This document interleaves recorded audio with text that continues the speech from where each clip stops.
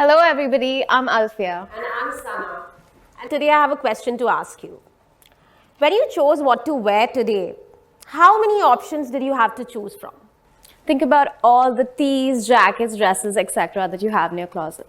How many are we thinking? 100, 200? There was a point of time I had 700 pieces of clothes in my closet. Does anyone relate? There's an avalanche of clothes in our closet, and we have so many reasons to justify it. It's black. I'll fit into it someday. It was a gift from an ex. It was on sale.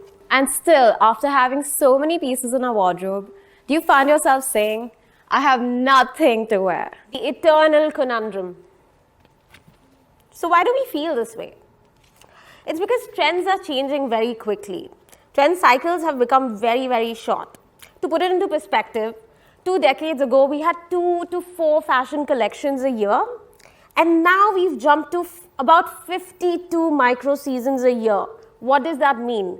We have new collections weekly. So what I wore last week is already irrelevant, and now I want to buy more, and there's a brand new collection that's just waiting for me to feed into this frenzy. But where does this desire to shop more and more come from? According to a survey conducted into human and consumer behavior, one of the biggest reasons for this is browsing social media.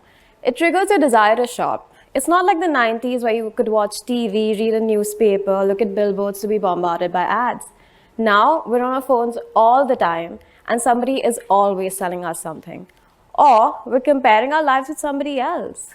Another interesting insight was that buying behavior is not driven by need, but it's driven by emotion, which means that I don't just shop because I need something. I do it because it makes me feel good, it boosts my confidence, or sometimes I just do it for entertainment. A lot of shoppers are also compulsive buyers. Raise your hands if you're guilty of any of these. You buy more than you can afford. You feel empty or bored when you're not shopping. Sometimes you even hide or conceal your packages because you're scared about the reactions you might get for it. Oh my God, I used to get my packages delivered to my friend's house so that my mom wouldn't see them. Exactly.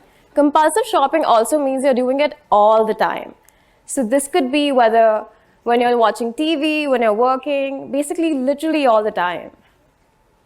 Or even when you're giving a TED talk. Oh, I'm sorry, it was on 50% off. Another major trigger, sales and offers. Yeah, so that brings me to my next point. We shop because we can just afford to. I mean, one t-shirt costs less than a cup of coffee. Of course, I'm going to keep buying more and more. But have we ever thought about how they are available to us for so cheap? Well, because as much as we try to ignore it, while we are able to buy clothes for cheap, somebody somewhere is paying the price for it. Some of the important questions that we should be asking ourselves and the brands that we shop from are, is this not okay? Who made my clothes? Who made my clothes? Do we ever think about this? So, according to BBC, a lot of international brands find developing nations as the perfect poaching ground because of low minimum wages, sometimes no minimum wages, and also weak labor laws. Unions are rare and practically absent in the private sector, which means that basically the government worker is right at the bottom of the supply chain and is left completely vulnerable with next to no rights.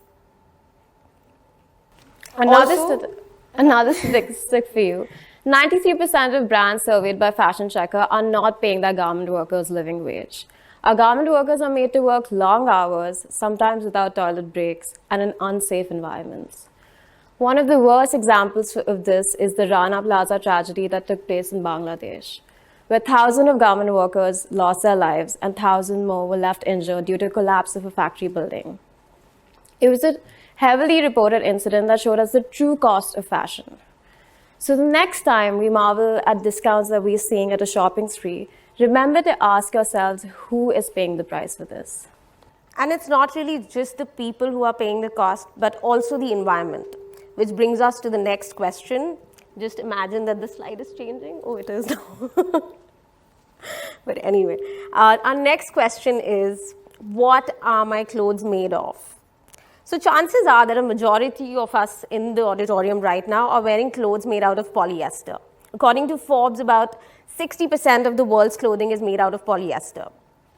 It's the fashion industry's favorite synthetic fiber because it can be used in a very versatile way in lots of different types of clothing, and it also is very cheap to produce. But when you wash these clothes that are made out of polyester, we are releasing tons and tons of microplastics in the ocean, which is equivalent to about 50 billion, I think, plastic bottles in a year. What else? Polyester is also completely non-biodegradable. What does that mean? Alfiya, that means that the coat you're wearing right now, although very gorgeous, will take about 20 to maybe 200 years to decompose. So imagine 200 years from now, humanity has perished, aliens have invaded the earth, and all they can find on earth is crop tops. Which brings us to the next question. Where do my clothes go? 60% of clothes that are bought are discarded within the first year of their purchase. If this trend cycle continues, by 2050, we will have 150 million tons of clothing in landfills. 150 million tons, that's a lot of clothes. But I think this is an international statistic. In India, we don't let things go to waste. Like, think about the life cycle of your t-shirt. First you wear it, then you get bored of it, then you wear it at night. And then once it's completely given up, you make it into a pocha. But polyester doesn't even make a good pocha. My mom rejected it when I gave it to her. A lot of people also consider donating to NGOs as a good way to discard their clothing. But people at NGOs don't really have the need for your bikinis and your crop tops and your party dresses. For obvious reasons. So no matter what you do, whether you're tossing your clothes in a bin or you're donating them to an NGO, 85% of textiles will land up in a landfill.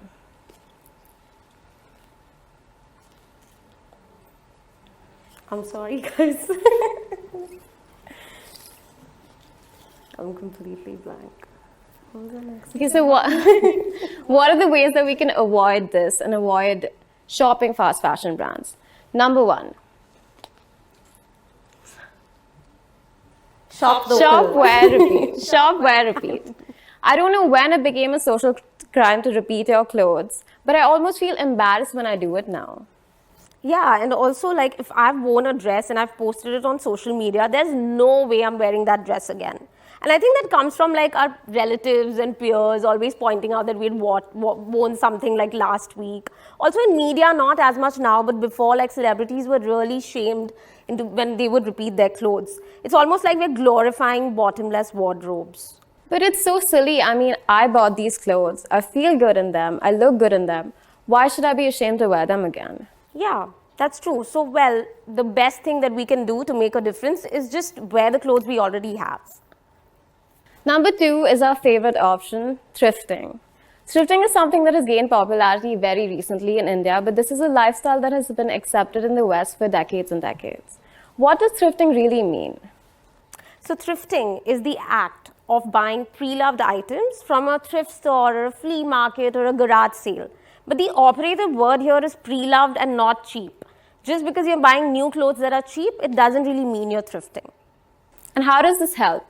Basically, at thrift stores, what we're trying to do is increase the life cycle of clothing by providing consumers a platform where they can buy and sell secondhand goods. This encourages people to shop pre-loved and buy and choose pre-loved over new. Okay, so how does thrifting help? I'm sorry, guys. I'm a little thrown off because of the... A lot of people have misconceptions about thrifting, especially in India. Let's go over some that we have come across in our experience. I don't know what kind of bad karma or energy these clothes come with. A lot of people feel this way, but bad karma is in the fashion industry everywhere. So if you're taking pause and thinking about the bad karma that is coming from thrifted clothes, think about the bad karma that is coming from fast fashion too. I find thrifted clothes unhygienic or unsafe. That's not true at all. In fact, if you knew about the amount of toxic chemicals that go into clothes that are new, you would be really surprised. So whether it's a new item or an old item, just put it in the bin, put it in the washing machine. It's that simple. I'm too bougie for thrift. This is one of the most common misconceptions, but I feel like thrifting is not really for people who cannot afford expensive clothing. It's for everyone. It's a lifestyle choice.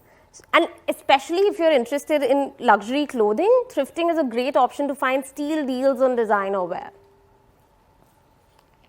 You only get outdated clothes at the thrift shop. That's not true at all. In fact, it's one of the only places where you can go through wardrobes from all over the world. And what's best is most times you're going to find a unique, one-of-a-kind gem that belongs only to you. And the last and very common misconception is, I'm a thriftaholic, so I'm a sustainable shopper. No. In fact, if you had 50 new tops in your wardrobe and now you've replaced them with 50 thrifted tops, you're not consuming mindfully and kind of missing the point. Okay, we get it. Thrifting is great. But what about people that don't want to thrift? Well, if secondhand is not your thing, you can do plenty of things. You can buy local. When you buy local, you keep the money local, and it has a direct, positive impact in creating jobs locally. It also helps empower small businesses, local crafts, and artisans. So it's a win-win. Another great way is to swap your items. Don't be afraid and ashamed to borrow clothes from your friends and your family. I mean, take it from two sisters that have shared Or stolen. their wardrobes all their lives. What you could also do is rent outfits, just like we did today. Guys, I deserve an applause for this, okay?